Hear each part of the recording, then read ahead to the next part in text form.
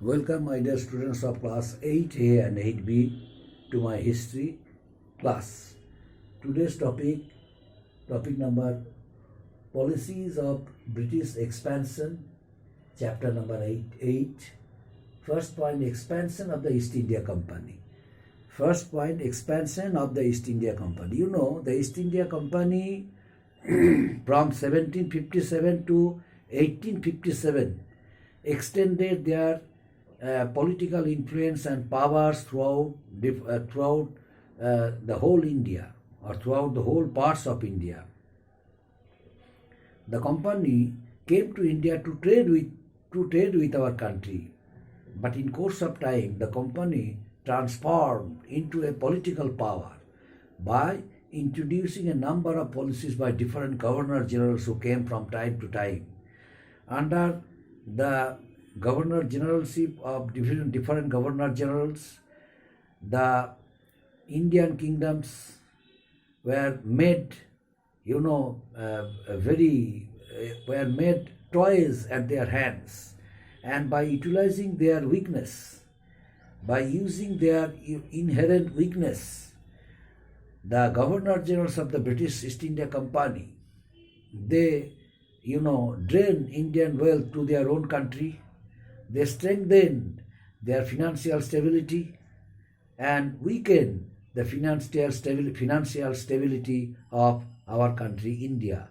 As a result of it, so many Indian kingdoms they had become a titular ruler. They all became titular ruler under the British.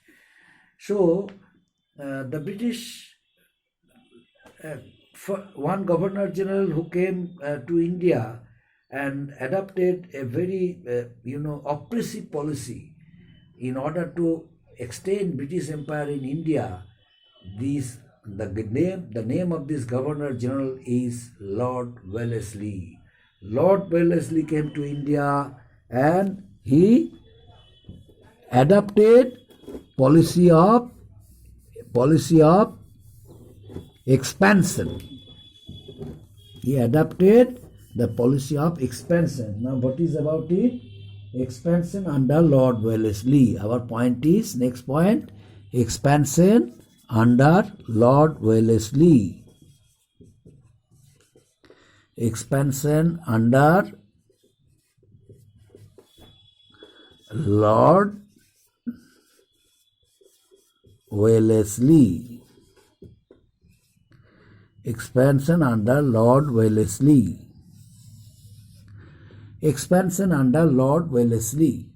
Lord Wellesley was determined that he would extend the British Empire in India without spending money. Without spending money, he decided to adopt a policy. Under the terms of this policy, he decided to extend the British territories in India without spending money. That means he decided to extend British territories throughout India at the cost of Indian kingdoms, Indian rulers. Now, what is about it? He adopted the policy. That policy is known as Lord Wellesley's policy. What is the name of this policy? Subsidiary alliance. Lord Wellesley adopted one policy known as subsidiary alliance. Now, what is about it? Lord Wellesley became Governor General of India from 1798 till 1805. And during this period, Lord Wellesley adopted a policy known as the doctrine known as subsidiary alliance. What is it? Lord Wellesley, on reaching India, noticed that most of the kingdoms of India were very weak. They had no confidence, neither they had confidence nor they had any unity. They almost all remained busy in leg pulling against each other, and there was no faith for each other. Hence, he decided to take advantage of it. And most of the kingdoms, they were rich and happy. They had huge money, huge wealth, but they had no unity. They had no, sympathy for their motherlands. Only they remained busy in safeguarding their own interests. That's why Lord Wellesley decided to find out a policy through which he would be able to extend British territories in India without spending money. The main intention of that very policy of Lord Wellesley was to save money of England, and to drain Indian wealth to their own country, England. To drain the wealth of India to their own country, England. That's why he introduced the policy of subsidiary alliance. Now, what are the terms of the subsidiary alliance? The subsidiary alliance actually is a proposal towards the Indian kingdoms who were basically weak and were often and then attacked by some foreign powers. Lord Wellesley proposed them through his subsidiary alliance that the states who would be affected by any foreign rulers, the states who would be attacked by any foreign powers, the state would be protected by the British, provided they would have to maintain a group of British forces at their cost, and they would have to make one office for one British resident at their own cost. And the states who accepted their proposals and signed the alliance,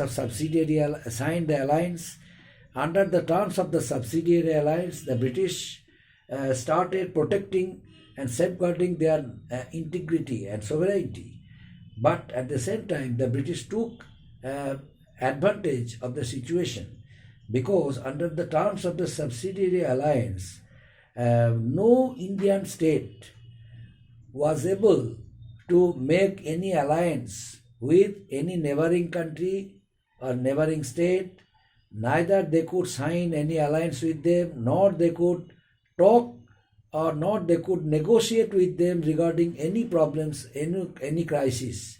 Before solving any problems by them, before the process of negotiation they were supposed to inform it to the British resident. That means they were unable to negotiate any issue or any bilateral issue without being consented by the British resident. That means they had no right to take any independent decision. That's why, my dear students, most of the states who came under the Lord Wellesley subsidiary alliance, they all were determined to come out of the terms of the subsidiary alliance only because of they had to sacrifice their independent rights, and they did not want to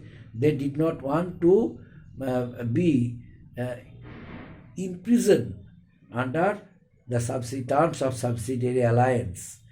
That's why their grievances, their resentment reached headquarters East India Company, and they decided to bring certain changes in the system of governance in India. That's why they sent another Governor General. Who was he? He was Lord Hastings. Lord Hastings, on reaching India, he stopped all the criticisms of the Indian kingdoms. He challenged the authority of Indian kingdoms by saying it that we are the Britishers, always can defeat you at any time. But previous Governor General Lord Wellesley adopted the policy of war without any bloodshed. That means he wanted to protect the country. He wanted to protect Indian regional kingdoms. But he also took some advantages, some financial concessions from the Indian kingdoms. So the Indian kingdoms who helped them, who helped Lord Wellesley under the terms of the subsidiary alliance, Lord Wellesley and the British East India Company protected them, safeguarded them from foreign attacks. There was no foreign attacks during their period. During the period, all Indian regional kingdoms signed the terms of the subsidiary alliance. But after a long period, when they felt that there was no foreign invasion, there was no foreign attack, they decided to come out of the alliance. How funny is it? The British safeguarded the interests of the Indian regional kingdoms. They all became self-sufficient, but now they are raising question against the British East India Company. So I am the new Governor General has decided not to save money, but to declare war against the Indian kingdoms. You accept our challenge, fight against us. If you have any confidence, if you have any skill, military skill, you fight and defeat us. We shall consider our defeat. Otherwise, you have to consider your defeat. So in order to make them stop, Lord Hastings adopted the policy of paramountcy, means the policy of outright wars. That means we shall declare war against the rulers, regional kingdoms of India who would not accept them to be the rulers of India, but always threw challenge towards them. In order to teach them a good lesson, we shall declare war against them, and by defeating them, we shall occupy their territories. This is known as outright wars or the policy of paramountcy. It was followed by whom? It was followed by Lord Hastings. By way of following that policy, Lord Hastings was able to stop all the criticisms of the Indian regional kingdoms which was done or which had been practicing against East India Company. So the policy of outright wars gave the British East India Company a very covetable position in India. They obtained respect from all the regional kingdoms. The regional kingdoms, on being defeated from time to time under the policy of outright wars, of the policy of paramountcy, they had to consider the Britishers to be superior to them. So the rulers of different states of India, like Mysore, the powerful rulers of Mysore, Hyder Ali and his son Tipu Sultan, they threw challenge towards the British. So the British declared war against them, and four wars held in between the British and the ruler of Mysore. One by one, the British, in the first battle of in the first Anglo-Mysore war, Hyder Ali defeated British soldiers, but soon he died. Soon after his death, his son Tipu Sultan ascended the throne. Tipu Sultan accepted the challenge of the British, but at the same time, Tipu Sultan had to face more three Anglo-Mysore wars. But during the last Anglo-Mysore war, while facing the fourth Anglo-Mysore war against the British, while protecting his capital, Seringapatam, Tipu Sultan died by the British. So this is about today's lesson, my dear student, topic number 8, as chapter number 8, topic number policies of British expansion, and more points which are left, I shall discuss it next day. Thank you. The day after tomorrow. On Monday, tomorrow Saturday, next day Sunday, and Monday I shall clarify the rest of the points. Up to this, my dear students. Thank you.